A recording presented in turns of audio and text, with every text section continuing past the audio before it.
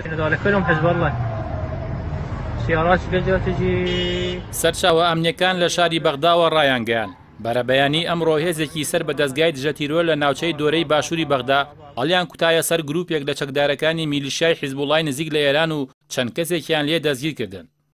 عەلی عومەر ڕۆژنامەنووسی کورد لە کەناڵی ئاسمانی عێراقی سەر بە دەوڵەت نووسیوێتی پرۆسەکە سەعات 12:45 خولەکی بەرەبەیان دەستی پێکردووە و لە ماوەی سەعاتێک و 20 خولەکدا تەواو بووە و 5 چەکدار و فەرماندەی حیزبوڵا دەستگیر کراون کە سەرقاڵی دانانی سەکۆی موشەکی بوون. بە پێی زانیاریەکانی ئەو ڕۆژنامەنووسە کە لە ئەژماری خۆی لە فەیسبوک بڵاوی کردووەتەوە پرۆسەکە بە بەشداری لیواڕکون حسێن ڕازی عەزاوی و بە سەرپەرشتی ڕاستەوخۆی عەبدولوهاب ساعیدی سەرۆکی دەستگای دژە تیرۆر و مستەفا کاسمی سەرۆکوەزیران لەلایەن ئۆپراسیۆنی هێزە تایبەتەکانی لیوای سەرۆکوەزیران و هێزی دژە تیرۆر و پشتبەستن بە زانیاری وردی هەواڵگریەوە بەڕێوە چووە. لای خۆیەوە فەرماندەی پرۆسە هاوبەشەکانی عێراق ڕایگەیان ئەنجامدانی ئەو پرۆسەیە بۆ دەستگیرکردنی ئەو کەسانەیە هێرشی موشەکی دەکەنە سەر ناوچەی سەوز و فڕۆکەخانەی بەغداد. بەرمەبنای زانیاری هەواڵگری پێشۆخت بووە و فەرمانی دەستگیرکردنیشیان بە پێی یاسای تیرۆر لەلایەن دەسەڵاتی دادوەریەوە بۆ ئامادە کراوە.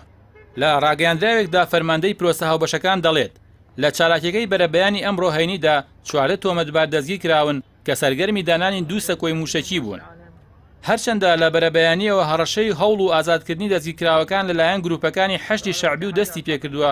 بەڵام بەپێی ڕاگەیاندراوەکەی پرۆسەی هاوبەشەکان سەرجەمی ئەو کەسانان دەستگیر کراون تا ئەو کاتەی لێکۆڵینەوە تەواو دەبێت ڕادەسی دادگا دەکرێن بەلایەنی ئەمنی تایبەتمەند سپێراون.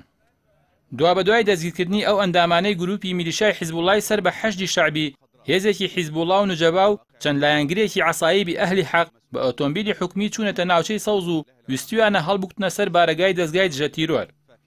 لەو بارەوە فەرماندەی هێزە هاوبەشەکان ئاماژەی بۆ جوڵەی ئەو گروپانە دەکات و دەڵێ لەژێر هیچ پاساوێکدا ڕێ پێ نادرێت و ئەوە بە مەترسی بۆ سەر ئاسایشی دەوڵەت و سیستەمی سیاسی دادەنرێت. وەک پێشبین دەکرێت ئەم هەنگاوەی حکومەت و هێزە ئەمنیەکان کە خۆی لە سنووردارکردنی ڕەفتاری گروپە میلیشیاکانی حەشی شەعبیدا دەبینێتەوە